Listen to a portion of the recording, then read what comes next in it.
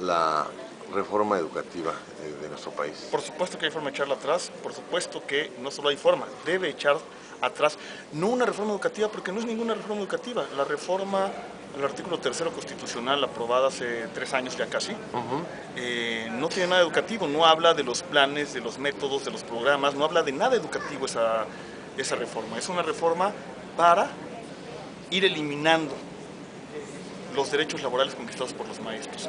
Es una reforma que complementa la reforma al artículo 123 constitucional, aprobada en tiempos de Felipe Calderón, a finales del sexenio de Calderón. Es decir, una reforma que erosiona los derechos laborales, que acaba con las conquistas obreras y con las conquistas de los trabajadores, que pone a los trabajadores de manera muy precaria y en este proceso de desindustrialización y de creciente desempleo, subempleo e informalidad, que es el mecanismo de trabajo que le gusta al parecer al neoliberalismo, un neoliberalismo de 8 supermillonarios y 60 millones de pobres. Entonces, en ese sentido, lo que hace la llamada reforma educativa nada más es eso, no hay reforma educativa. Y eso es gravísimo porque en este país tenemos una tragedia educativa iniciada, no sé si conscientemente, pero de manera clara en 1991-92, y que a partir de ahí ha venido destruyendo los contenidos, los resultados de la educación pública. Cada vez crece más la educación privada, se está privatizando la educación en el sentido en el que se obliga a toda la gente que puede a irse a educación privada. De tal modo que si hace 40 años en México más del 80% de los alumnos de educación superior estudian en educación superior pública, ahora es menos del 49% los que están en educación pública. ¿Y la calidad de esa educación es de la educación privada? El problema con la educación privada es que es muy dispareja. Hay instituciones donde se forman a las élites gobernantes y a las élites económicas, y hay instituciones donde engañan descaradamente a la gente, ¿no? A los pobres muchachos que estudian ahí porque no tienen otra salida, los engañan descaradamente. Les mienten, les dicen que les están dando educación y no les dan nada. Entonces, ni siquiera es por la calidad, pero se está privatizando por esa vía. ¿Y hacia dónde apuntan las cosas? Porque también, si bien esta reforma se dirigió a la educación básica y secundaria, o antes de la preparatoria, esta propuesta también dejó de lado las universidades, pero las universidades viven un problema aparte, y las universidades públicas pues no logran captar la demanda que existe cada año. Es más, es mínimo el número de... Justo es de lo que se trata. Lo que están haciendo es erosionar la educación pública en todos los niveles. Y a través de la erosión de la educación pública, su privatización. O sea, no van a anunciar ellos que van a privatizar la Universidad Nacional, porque no lo van a hacer. No van a anunciar que van a privatizar las escuelas primarias públicas, porque no es esa la ruta.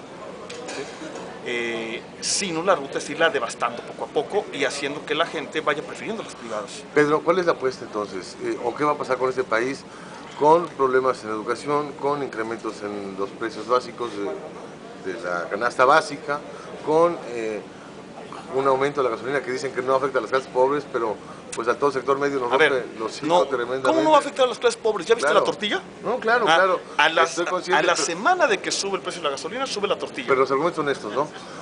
Esta sociedad está cada vez más radicalizada. ¿Qué camino nos queda? ¿Hacia dónde tenemos que ir? ¿Y qué posibilidades reales hay de que esta iniciativa, esta propuesta, esta ley caiga, pero de un modo civilizado? Tenemos una coyuntura clave, y la coyuntura clave que tenemos ahorita es el 2018. ¿Sí? Morena está planteando echar atrás estas reformas, pero no para regresar a un statu quo anterior que ya no estaba funcionando. Por ejemplo, en materia energética, la política energética de Morena es apostándole claramente primero al saneamiento de Pemex, y no nada más el sindicato. Al sindicato le pegamos porque es el payaso de las bofetadas, pero la corrupción en Pemex está en la administración y en administradores que la han llevado al fracaso. Sanear Pemex, no solo por el sindicato, sino Pemex. Y a partir de ahí, recapitalizarlo y volver a hacer de Pemex una palanca del desarrollo como lo fue durante 40 años.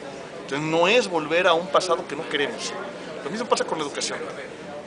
La reforma educativa que necesitamos es una reforma integral que atienda realmente lo educativo y que fortalezca una vez más a los profesores y a la educación pública. ¿Las instituciones financieras internacionales permitirían que esto ocurra en el país? Tenemos armas para neutralizarlos. Las cuentas, hemos echado las cuentas. se han hecho las cuentas, se ha visto de dónde va a salir el dinero, está muy claro, sí se puede. Oye, en el escenario hoy, la geopolítica mundial cambia, ¿no? México y su vecino, quieran o no, tendrán que convivir o dejar de convivir. ¿Qué va a pasar ahí? Mira, hemos padecido presidentes tan radicalmente antimexicanos y antimigrantes como este. No será la primera ni la última vez. Depende de nosotros, no de ellos. ¿Qué respuesta vamos a dar? Y en el escenario internacional, ¿cómo ves que vaya a ser el comportamiento, la actitud o el recibimiento que te vaya a haber? No, mañana se anuncian muchas manifestaciones en contra de este hombre. Para mí lo que pasa con Trump, lo que va a pasar con Trump de inmediato son dos cosas. Para mí Trump es la señal del fin de la era neoliberal y también la señal de la fin de la era unipolar. O sea, el triunfo de Trump anuncia claramente que vamos a entrar a un mundo multipolar. O sea, donde Estados Unidos, que todavía pretendía en los últimos tiempos de Obama ser la única potencia, asume claramente que no lo es, porque no podía sostenerlo. Entonces es eso, es la aceptación de cosas que están realmente ocurriendo. ¿Qué está pasando en el mundo? China anuncia apertura de mercados. Por eso, o sea, te digo, entramos a una multipolaridad, vamos a ver qué pasa, no sé. ¿No va a haber proteccionismo entonces? No sé dónde, no sé cómo, no sé. Eso, ahí sí no sé. La bolita de cristal que dice mi compadre Paco Taibo, que está retrasado su avión, no está por llegar. La bolita de cristal se me perdió. Vamos a ver qué pasa. Se ve interesante el escenario. Está interesante y potente. Muchas gracias.